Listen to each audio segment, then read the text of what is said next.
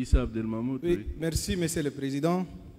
Mon intervention s'articule à 4 niveaux sur le climat des affaires, la bonne gouvernance, la politique extérieure, qui relève aussi du sectoriel et des finances publiques.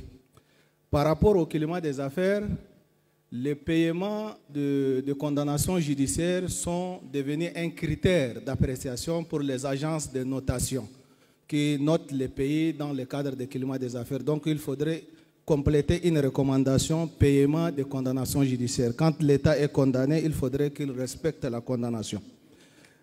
2. La bonne gouvernance.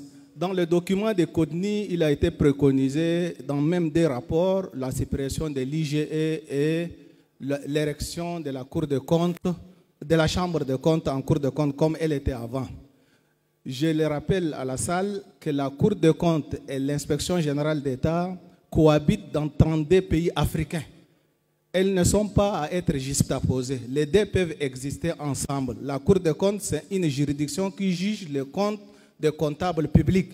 Et l'Inspection générale d'État, c'est un organe réglementaire à la disposition de la haute hiérarchie pour le contrôle de l'action gouvernementale.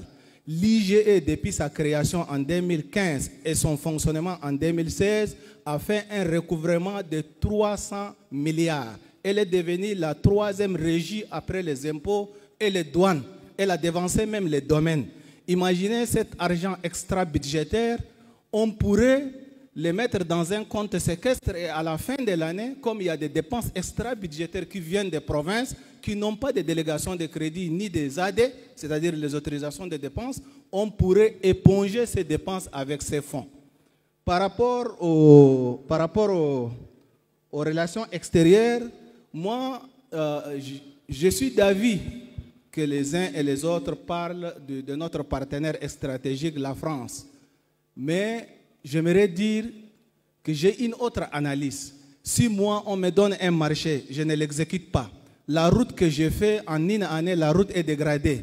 Si moi, je déteste mon voisin, je suis prêt à l'éliminer. Pour un poste ou pour un cantonat, je pars en rébellion, je saccage tout sur mon passage.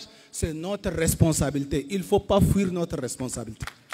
Il ne faudrait pas fuir notre responsabilité. Ce n'est pas la France est responsable de tout. Si la France quitte le Tchad, demain, ça sera le nirvana. Non. Les Tchadiens vont continuer à s'entretuer, à détourner, à saccager. Moi, je pense que parfois, il faudrait qu'on ait une analyse objective. La responsabilité des Tchadiens dans le désordre, elle est entière. Elle est entière. Il faudrait qu'on s'assume. Nous ne sommes pas des enfants. Si quelqu'un nous manipule, c'est que nous sommes manipulables.